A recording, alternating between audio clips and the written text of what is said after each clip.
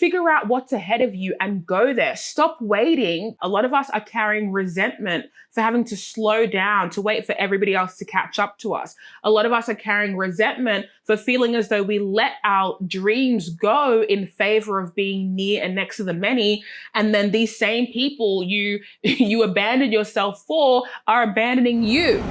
This is No Deep Dives, a Flex Mommy podcast. If you're wondering how many teachable moments you can experience in one day before you decide to just do the brave and courageous thing that you've been avoiding, I think it's about 4. If you're watching this, I'm recording it on Wednesday, the 13th of November, 2024 at 4:01 p.m. after, I would say, a 20-minute conversation with Sarah, who I work with. And I think I'm having tingles. I'm having tinglies because I know I'm doing a brave thing, but I'm also a bit scared, but I'm not in danger. I'm just a bit fearful. Okay. Am I gonna cry? Ah! If you haven't realized by now, because you're listening to this via audio, I'm currently recording this episode of No Deep Dives as a video for YouTube, because as of today and maybe ongoing into the next beyond, the podcast will now exist on YouTube. And you might be thinking, are you not a content creator? Are you not an influencer? Have you not been sharing your thoughts on the internet for a decade? And you'd be right in saying so. But I've cultivated an ecosystem on Instagram. It took me a little while to understand the medium. And once I did, I attached myself to it. There became this kind of like symbiotic relationship where I felt not only an allegiance to the platform, but I felt that I was communicating in a language that only that platform could understand. And not just the platform, but the specific people that had come to join me on that platform. It's where I felt safe and where I felt heard and where I felt like my message could be received in the best way possible. Feeling safe on the internet to express my thoughts stopped at around 2020 for reasons you would understand. It was like bigotry central 101. The internet became a cesspool of tension, misinformation, disinformation, content creators becoming scapegoats, people using or picking a content creator that would stand in as their moral guide. So they wouldn't have to do anything to maintain a sense of self. They wouldn't have to decide for themselves what was right, what was true, what was real. They would just default to their favorite person and say, I'm going to put all the expectations I have for myself, I'm going to put them on you. And back then, I didn't know what I know now about my emotions and my emotional processing and how that landed on me, but it didn't land very well. It actually traumatized me, among other things at the time, please. But I did have my first panic attack in that year. And if you would understand, like when I went to that therapist and I was like, I don't know what happened, babe. I mean, I know what happened. I had a panic attack, but I'd never had one before. And I had this huge wave of embarrassment and shame and obviously empathy for all the people I'd known in my life who had experienced that and had known that experience to be common or normal. I was like, I cannot go through that twice. Once was enough. And I feel really bad that people have been through that more than once. But my therapist at the time, he said to me, generally panic attacks don't really come out of nowhere. How is your anxiety? And I was like, anxiety? No, I don't have that. He was like, what? What do you mean you don't have anxiety? Anyway, that was the year I found out that I was suppressing my anxiety so much that it was also the reason why I had nightmares for 27 years. We're not here to talk about that. Maybe we are, I don't know. But since then, I felt on my spirit, on my heart, in my psyche, that I've had more to say than ever, and I felt more unsafe than ever to say it. Not because I feel like I'm saying anything wrong, but my whole career, people have branded me as the taboo girl, the controversial girl. And I didn't even know that I was saying things that were landing on people's spirit that way. And it made me feel like an antagonist, as opposed to someone who was sharing their own life experience. So if I was sharing things with the world that I thought were matter of fact and they were coming across as being polarizing or prickly, I had concerns that if I would share something that felt more vulnerable or more raw with the world, they would take it the wrong way again, because that had been my experience. But turns out I'm brave. And turns out when you spend every waking day of your life reminding yourself who you are, you arrive at a point where you remember. And I remember myself. And not only am I brave, I'm courageous. I'm so smart. I'm so special. I'm so pretty. But I have things to say. And I don't know anybody else like me. I don't know people who have my perspective in the way that I have it, who connect ideas in the way that I do. And so if somebody has to say it, look in the mirror, sis. It's you, it's me, but it's also you. You are this to you, I promise you. Nobody has your perspective. Nobody sees the world like you see it. Nobody's connecting dots like you are. And I understand that it is actually dangerous to put a face and a body and a spirit behind the words, but welcome to 2024. So if you're listening to this on Spotify and Apple, just know that you can now watch this on YouTube. And if you are watching this on YouTube, hi. You are in my home. And the reason why it looks this way, I mean, maybe it doesn't look any way to you, but I'm in the middle of moving out. To where? I don't know. I don't know. I would tell that story at a different time. What are all these different times I keep coming back to? What is the different time? Okay, I'm moving and I'm a Gemini 4th house, and that might not mean anything to you, but to me, that is indication enough of why I get the 12-month itch. Every 12 months, I decide that it is time to go. It's time to switch it up. I need to be in a new environment with new people, doing new things, having new thoughts. And you would think that I was the kind of person who stayed outside. I really am a homebody in the sense that I pride myself on my ability to curate a home for myself.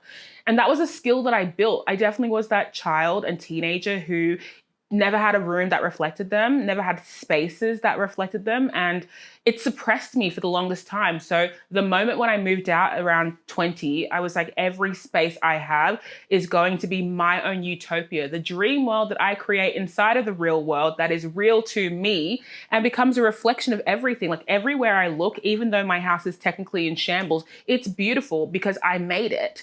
And not only did I make it, I created it with my bare hands. I spray painted this cabinet. I'm looking at a vase I made. I'm looking at art I made. And it's all beautiful and it's incredible. But it's also, I'm not going to say like it's a trauma response, but it totally is. Like if I can't go outside into the world and see spaces that reflect me and see spaces that make sense to me, then I need to create it for myself. But I've done that year after year after year for 10 years.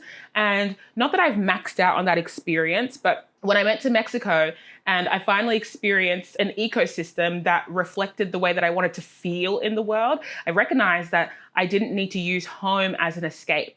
I didn't need to use home as a place of retreat. I didn't need to use home as a sanctuary because outside felt scary. I didn't need to constantly be in a state of protection.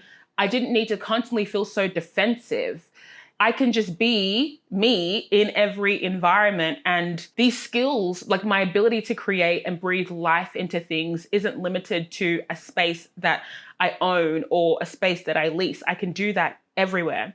And so when I went to Mexico, and if you were following me on Instagram, you would have saw, I tried to document that experience. And, you know, coming off years, I would say 5 or 6 years of posting on the internet every day and posting feed posts. And I used to post 100 stories every day and podcasts and this and that. And, you know, just information dumping onto the world. For this trip and some trips I've had around it, I've prioritized just feeling it and experience it. And that means that sometimes when it comes to documenting it for the internet, I'm giving you bits and pieces and I can't really show you and synthesize all the emotions that I was experiencing at the time. But not to be like eat, pray, love, but when I went to India last year, it changed my life. And then when I went to Mexico, it changed my life again. And it showed me that I can exist in and of the world as a peer. I want to be a peer to the neighbor on the street, not walk into a coffee shop and someone assume I'm not meant to be there because, oh, I dress too loudly, or we've never seen a Black person with an Australian accent. How did you get here? Like I'm some fucking infiltrator or intruder. So when I got to Mexico, and this is off the back of experiencing a delayed 12-month itch, because I've been in this apartment for 18 months.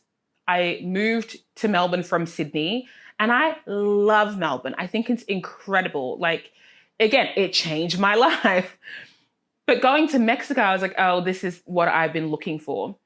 Not another place to build a really cool home but another environment that I can be who I know I am in freely, loudly, and in a resonant way, where I'm one of the many, not isolated on my own. So you might be asking, are you moving to Mexico? To that I say, probably. If you read my book, The Success Experiment, you would know that I have this real funny relationship towards goals.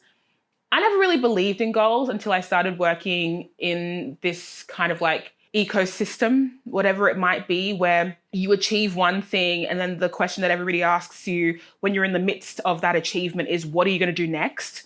It's like, what do you mean I just wrote a book? What do you mean I just won an award? What do you mean I just made a TV show? Like, what do you mean, what am I going to do next? Like, I'm doing it. But then I got into the habit of trying to really stringently decide what was going to be next for me. And then life does that thing where it throws you curveballs and suddenly you think you're meant to be experiencing lightness and joy, but you're experiencing burnout and emotional exhaustion. And then the common denominator hits. I'm not meant to be deciding every single moment of my life. I'm meant to be making choices. I'm meant to be responding to my environment, and not only my environment, responding to my glimmers, responding to the sensations in my body that tell me that I'm on the right path and I'm meant to be doing this. So when I got to Mexico, I was like, I don't know where exactly I'm meant to be, but it's not Australia. It's not Australia. And I love it here, but I can also love my life everywhere, it seems, because that's what I've had to do, build a home inside my body, build a home for myself inside my brain, because in childhood, my home wasn't even my home. I have an amazing mother who spent our whole childhood looking after and basically creating a home for my cousins who would come here from Ghana, or my uncles and aunties. And suddenly my home is like this familial halfway house that feels like more of a home for the guests. And I know that to be true because I felt it, but also because it was affirmed to me from my mum. We have conversations about it now, even where she apologizes. She says, I wanted so badly to make my family feel safe and comfortable in an unusual environment that I ostracized my own family in the process. So huge to her for recognizing that and for quelling my spirit and putting context around why I could feel so unsafe in the world, but so safe in myself. Like, I've always been this way. I've always existed in a way that's so countercultural and never really felt as isolated as I was. And now that I'm developing an awareness for how I feel, not just what I think, I recognize that I deserve to feel safe and creative and easeful. And I don't want to just be like bulldozing through trials and tribulations to pat myself on the back and say, wow, you did a really difficult thing. Congratulations, babe. No, I want to do an easy thing. I was meant to live an easy life. And don't come for me because, like, check the CV. I'm a hard worker. I don't even need to go through the accolades, and you do yourself a service. Go type in Flex Mommy on the internet, see what comes up. Because what you'll see is for 10 years, I've been exceeding expectations and excelling to the highest degree and still having to prove myself. I'm not interested. So instead of deciding what my next path will be in a really stringent way, I am making choices that lead me further to the ideal world I want to live in, and I want to be elsewhere. So I'm currently in the midst of packing up my apartment. I have not a lot of time. I've got 6 days to pack up everything I own and put it in a storage container. And I'm doing that. And I'm doing that with very little resistance. In those same days, I'm also trying to sew my entire wardrobe. I made this outfit. If you've been on my Instagram, you've seen it. It's my off-the-shoulder and scant skirt pant outfits because I need to be in natural fibers. This is a linen cotton blend. I can sweat in it. I can breathe in it. I can do yoga in it. I can go for a walk in it. I can go to dinner for it. I can go on a date in it. Like, it's perfect. And so I don't know, where were you when you learned what decision fatigue was? Because I don't know where I was, but ever since then, I was like, oh, you know how back in the days, everyone's like, the reason why Steve Jobs wears the same shirt is because he makes big decisions and he knows about decision fatigue. You know what? I kind of get that because I do have eras and seasons of wearing uniforms and stuff based on the kind of life I'm trying to live. And right now, I'm trying to live a life that the way that I dress my vessel doesn't interrupt my lifestyle. Before I shaved my head bald, I am bald under here, I was like, I can't swim because I've got my extensions in, I've got a weave in, I've got a wig on, it's gonna be complicated. Oh, I've got to spend this much time doing my hair and this much time doing my nails. If you look at these raw fingers, beautiful hands, we love them, but these raw fingers, I spent, I don't know, since I was 18, getting acrylics every month. There was a time when I was spending $330 to get 3D nail art every 3.5 weeks. Someone sit her down and say, it's not necessary. It's not necessary. They're beautiful and I love artistry and I love art. Like, look at this home, even in its current condition. You know, I don't have any hesitations about investing in art, but there's something about somebody risking having cricks in their neck and developing carpal tunnel to paint intricate pictures on my fingers that just doesn't sit well in my spirit like it used to. And it's like, I want to be able to be fluid and free in the world. And so wearing the same thing every day or a variation of the same thing, not attaching myself to these systems of maintenance that keep me limited or unable to fully exercise my agency. So yes, I'm going to put my things in a storage container and then I'm going to go to Morocco for a bit with Intrepid. I was just there in Mexico with Intrepid and then I'm going to go to Ghana and then I'll be back in Australia for a bit and then I'm going to Mexico. Okay. I'm going to Mexico. I have to experience it for myself. I need to transition out of this wide-eyed holiday mode vibe where I'm so enamored by the environment and I'm objectifying it and I'm projecting onto it and maybe imbuing more meaning into it than I need to. But for now, this is where I feel like life is taking me. Oh, but the point is, the reason why I feel so brave in recording this video for YouTube is I was explaining to Sarah that I'm so used to maintaining this sense of control by building these ecosystems where I'm inferring that if you come to this space, you follow my rules and you think how I think, or you treat me how I want to be treated, because I've been building that ecosystem on Instagram for 10 years. So it's very clear, and people who have followed me for a long time, they know how it works. And people who are new to the space quickly come to understand that there's a way that things function here. And yeah, I need to get with it or get gone. Like, but coming onto YouTube and not being on this side of the camera regularly in this space, I'm like, I hope people are nice here. Be nice to me. There's no need to be not nice to me. Ooh, I want to put some incense on. This is incense from Mexico. It's copal. If you know, copal is a sacred wood. It's a magical wood, but they use the resins to make incense. It's very good for protection, warding away spirits. And this incense dish, this kind of like concave shape, so good at catching the ash, because with all the incense dishes I have, it's like ashing everywhere. But as I've been packing, I've been trying to figure out how I can maintain a sense of my ritual routine and ceremony, even when I don't have a place that is technically my home.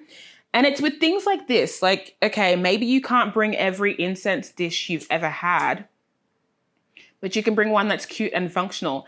And look at this lighter cover. It's so cool.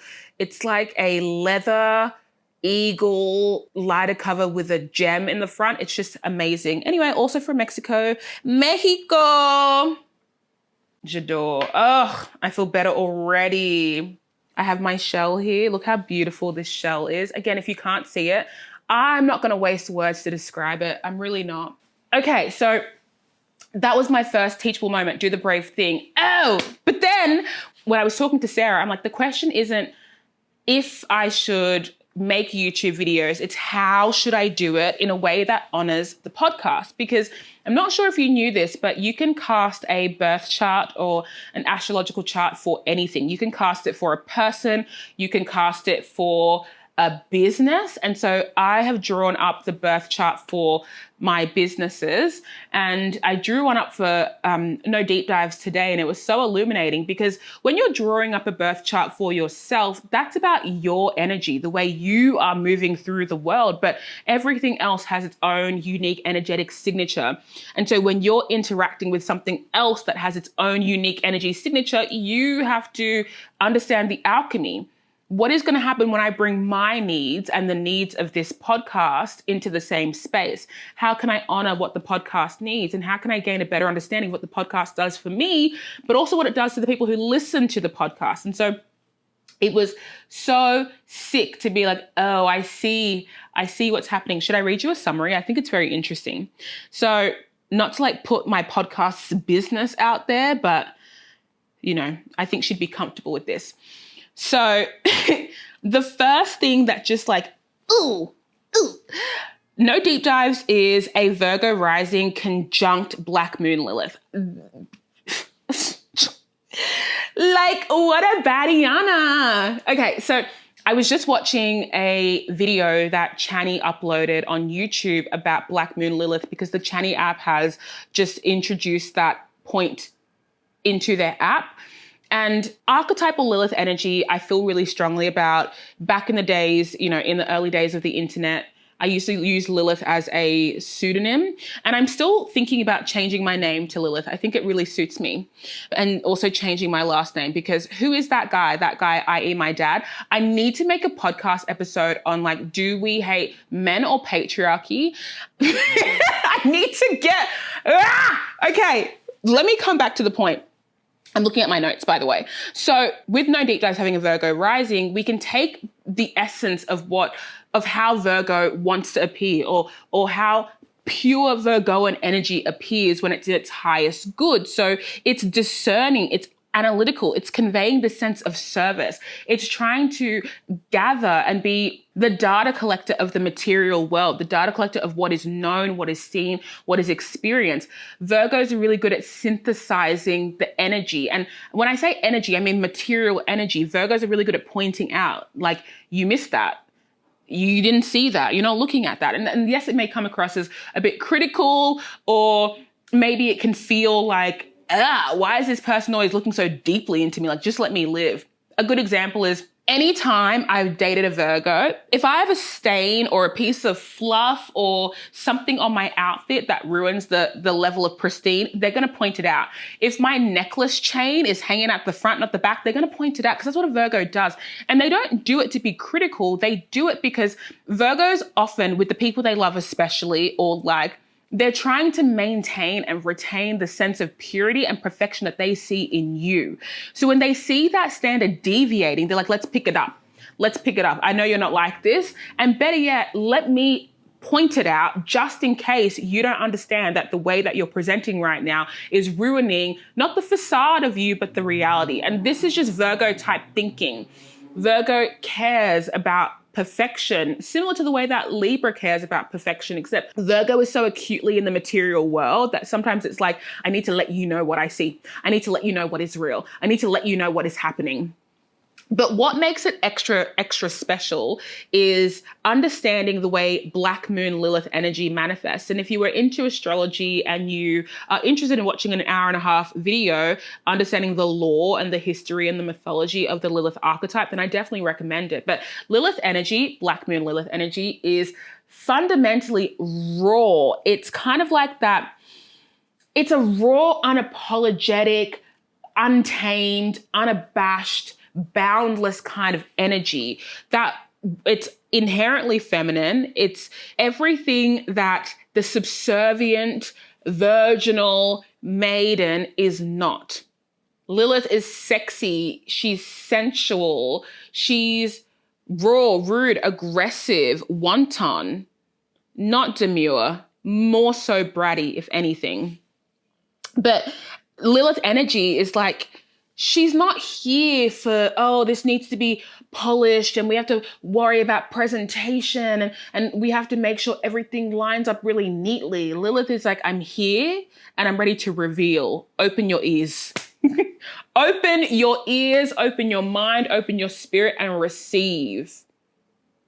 And for no deep dives to have Black Moon Lilith on the ascendant, it means that whether or not this podcast, or by proxy me, feels like the energy that I'm bringing into the world is taboo and controversial and polarizing, according to the chart and according to my own personal life experience, it is.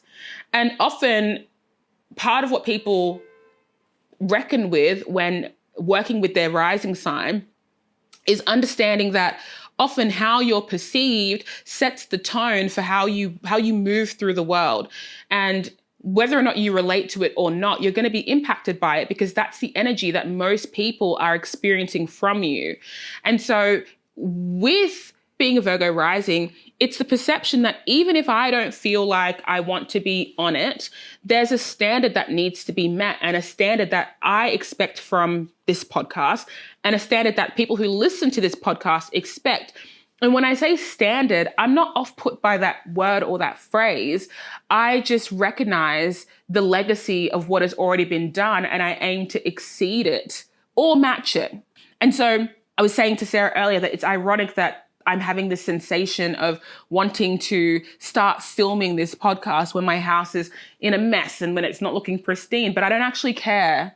And that was really affirming to recognize that. It's like, I don't care. You don't care that there's a box of stuff behind me. You don't care.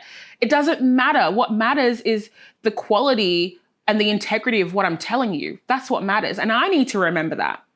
Also, the fact that No Deep Dives has a Virgo rising means that a lot of the time it's hard for me to reckon with the fact that I've never really had a need to strive for perfectionism. But when I think about this podcast, that comes up. I'm like, oh, I got to do this in the right way, and this has got to come across in the right way. And I didn't sound really smart, and I didn't drop a bomb, and I didn't lay down a nugget of truth, and I didn't bring any new wisdom. And it's like, do you hear yourself, babe? You're exceptional. Shut up. Shut up. Okay. And then No Deep Dives has a Scorpio moon in the 3rd house. I mean, come on, babe. Come on. So like the fact that, obviously it's me in my house alone. I mean, with all my personalities and the spirits, but it's me in my house. And the way that I explain it is when I record, I kind of black out because I'm not recording this to listen back to it. If the first time I've listened back to an episode was literally 2 days ago. And this is since we've had an editor, V. Hey, I don't listen back to it because I'm like, I said what I said, and I don't need to be pedantic and take stuff out. The most I'll say is when Sarah and V are going through it, if I'm not making sense and it's compromising the quality of the listen, just remove it. Sometimes I like to ramble. I'm a Pisces Mercury, babe. So for the first time I listened back to an episode, it was, you need to clock into your internal world, please. And I was like, wow, you are cooking. You are cooking.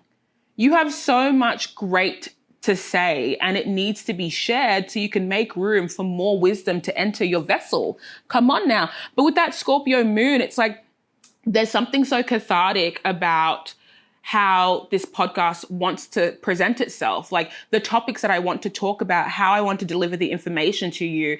It's not just, here's the information, soak it up. I want to ensure that I'm sitting with it and imbuing it with a sense of life before I just like throw it out into the ether.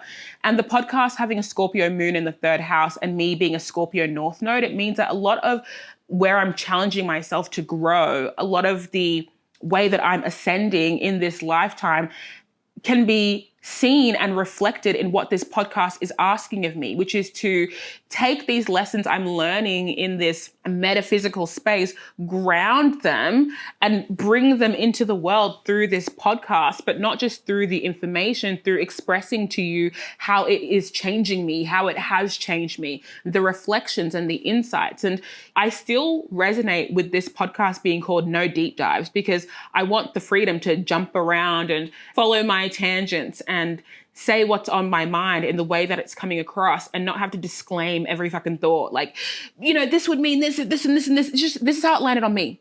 This is what it means to me. And so, yeah, there's this energy that No Deep Dives is calling for these real conversations that actually encourage transformation, not just in me, but in you as well, genuinely focusing on topics that I think are going to impact you on like a real level.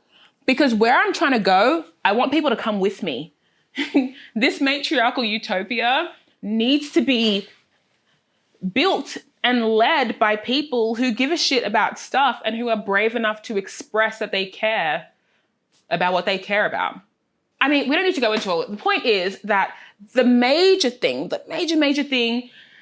that was giving me pause and hesitation is that the current transit, so what society is experiencing right now as I'm filming this, is the North Node is over Aries and Chiron is over Aries. So when we talk about the North Node for societal transits, it's more about like how society is evolving, collective progression. Where at this given time, what is the focus? What do we all need to tap into so we can keep moving forward together? It also symbolizes like the life lessons and the insights that we're all gathering at this exact same moment, and that if we all like tap into, we're going to be heading in the same direction, moving alongside society with ease and flow, no resistance and no restriction. So for the North Node to be in Aries, it means that for every person for this season of life, you're being called to be bold, be courageous, be enterprising, start even when nobody's going to follow you. Let your inspiration carry you to the next journey. Be first, be the best. It's not about necessarily being a team player. It's about carving your space in the world by you, for you, because you want it. And the thing about Aries energy, and I've said it before, Aries is the first of the zodiac, but don't think Olympic gold medalist. You need to think baby, the first to roam the world. Aries had to do it on its own, which means Aries had to figure out everything on its own. Had to be brave enough to leave where it was, to go out and seek new things, to touch, to taste, to explore, to be brave.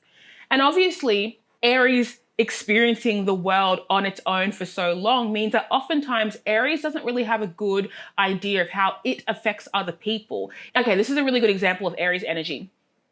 When I was on tour with TK, we were touring China. TK is a rapper, and I was there as her DJ. TK is my sister, my friend, right? And so because we have this relationship of being sisters and also we're working together, things get casual and we've both got a lot of fire sign. We don't have a lot of fire sign energy, but in this context, our fire signs come up. When we're together, it's very fire sign vibes. So we're at the airport, right? TK's got a lot of bags and I have one bag, and I'm trying to look at where we're meant to go because I'm like, if I can just start walking, then there's like 8 of us. Let's just go in that direction. So I'm in an airport in China and I'm looking around and I can see the sign and I'm like, okay, that's the direction we need to go in. So I start charging in that direction because I'm like, this makes sense. It's where we're going next. And I remember TK said to me, she's like, why do you always leave me behind? And I was like, whoa, I didn't even realize I was doing that. In my head, I was like, Commander, go yonder. Like, that's the direction we're heading. Rally the troops. Make sure you like assess the scene. Is everything safe? Is that counter open? Are we ready to go? Like, I'm thinking drill sergeant. But the way that it was coming across is that I was abandoning her. That is very Aries energy, knowing what the path is and taking it. That's it. And so this collectively, a lot of people are being encouraged to figure out what's ahead of you and go there. Stop waiting, because if the South Node is in Libra, and the South Node is kind of like where everybody's comfort zone is, where we feel, whether true or not, that we're going to be safest there, right? And so a lot of people are absolving themselves from going ahead and seeking what they want and over-relying on what partnerships can do for them. Oh, but if I decide to quit my job as a botanist and become a bartender, then, you know, people might not think I'm relationship material, and I want to be a relationship material, so I'm going to stay in that job. And, you know, if I start dressing in a certain way, what if people think I'm weird or it ostracizes me? Because Libra energy doesn't want to ruin the social cohesion. Libra energy is like, he, ha, ha, ha. How can we all get along? What am I willing to do to make sure that we retain a sense of goodness, balance, and wellness in this social space? And a lot of people are scared that following their glimmers, following their dreams, their wants, their needs, their strengths and weaknesses will isolate them from their community and their collective. And what we're not realizing is that a lot of us are carrying resentment for having to slow down, to wait for everybody else to catch up to us. A lot of us are carrying resentment for feeling as though we let our dreams go in favor of being near and next to the many. And then these same people you abandon yourself for are abandoning you. In addition to the North Node being in Aries, collectively, when you look at your chart, there's one of 12 places that Aries could be. And so wherever you have Aries in your chart is the area of life where you need to be going, foot on the gas, straight ahead, zoom. Act first, think later. Like, trust yourself, trust the process. It's like you need to be your own lieutenant commander. What's the strategy? Map it out and go take it. And you want to be on the field too. Like, you want to be front lines, sword in your sheath. So for me, or for the podcast has Aries going over its 8th house. And the 8th house is about alchemy. It's about what happens when you and I come together. How does that affect our time, money, and energy? And so a lot of what this 8th house is doing is taking this collective energy, taking people's queries, taking people's concerns, taking their interests and delivering back to them my information, what I feel about that, right? But simultaneously, for society, knowing that the North Node is in Aries and everybody is being challenged to embody Aries energy in a certain life, well, you know what's also in Aries right now? Chiron. And Chiron is the therapist of the zodiac. It alerts us to these wounds that we have that will never heal. And it's not the never healing that's the issue with the wound. It's the fact that we need to address what the wound is. And so we can work with the wound. It's like, if I have a paper cut that never heals, fine, all good.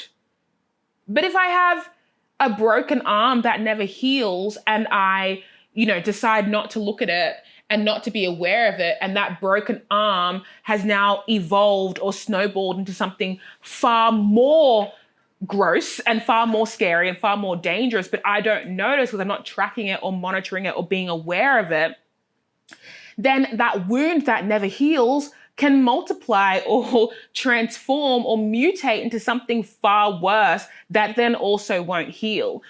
So collectively, a lot of people are aware of the work that needs to be done and the journey forward, but they can't really activate themselves because there's a wound. There's something there somewhere that's making them feel that this energy that they have, this vision that they have is going to lead them astray, that they can't trust themselves. They can't trust what they're feeling. They can't trust the sensation.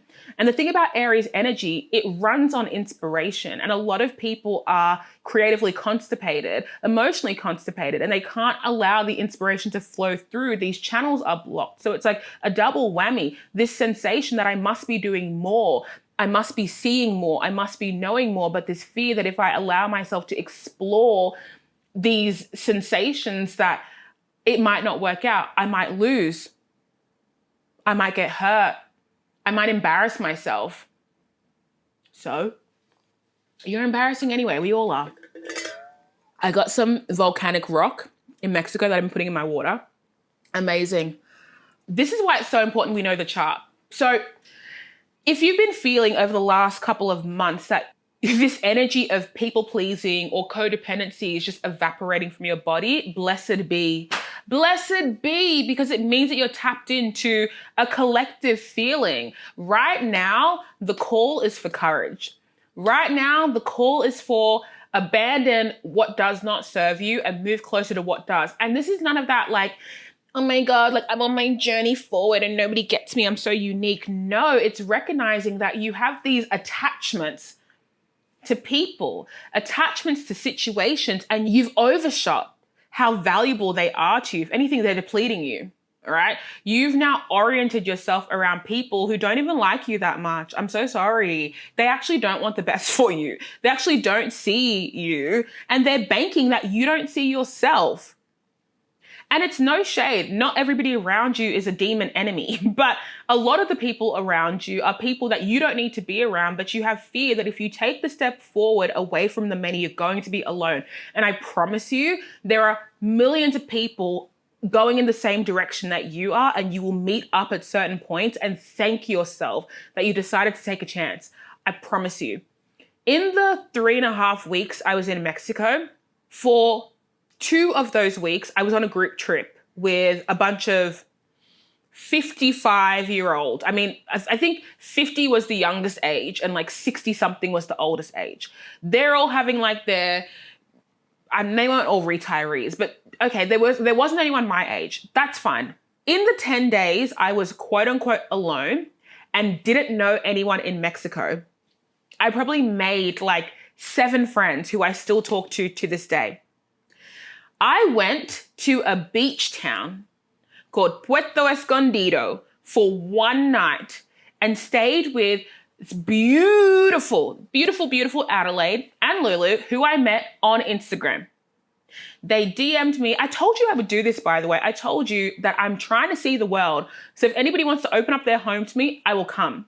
And so when Adelaide messaged me and said, hey, you need to come to Puerto Escondido, she was like the 5th person who had said I needed to go. But unlike the others, she opened up her home and she said, come stay with me. So I went for a night.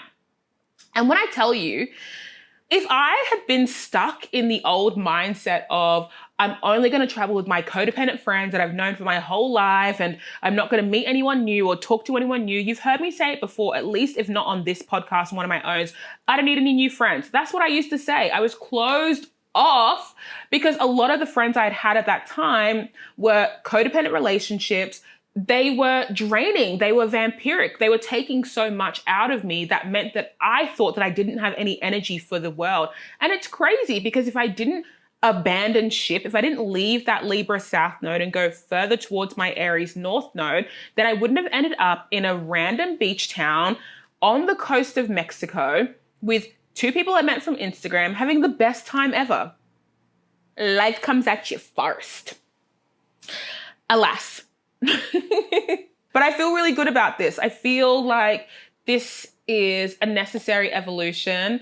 I feel like documenting things as they are, not as I wish them to be, is really important, especially in like a world of misinformation and disinformation where we have convinced ourselves that in order to show up in a way that is worth documenting, it must be sanitized and it must be contrived. And I don't want to do that anymore. I'm so bored. Like, I want to document what is, and I want to be able to look back on what I've documented and see the sincerity and see me. I don't want to look back on what I've documented and be like, I know what role you were playing. Oh, I know that character. I was there when you made it up.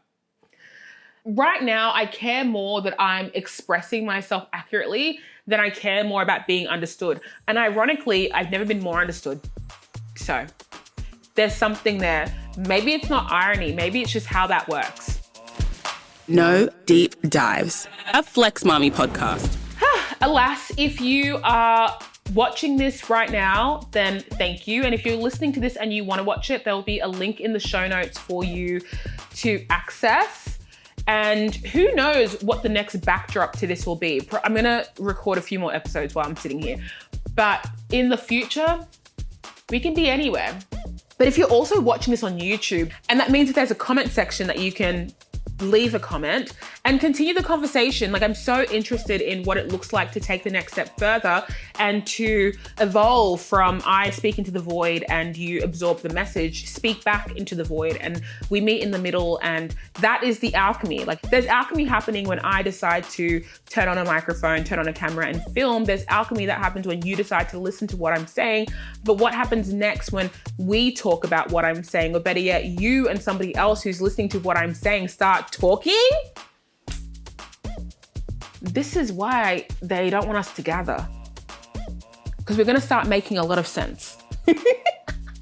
Okay, miss you dearly, miss you so much. And if I haven't said it already, I don't think I have, rate this 5 stars and 5 stars only. Click the like button, click the thumbs up, do what you need to do. And most importantly, do not gatekeep me, because I'm on a journey. I'm on the next evolution. And the world needs to see me. The world needs to hear me. All right. I miss you. Bye.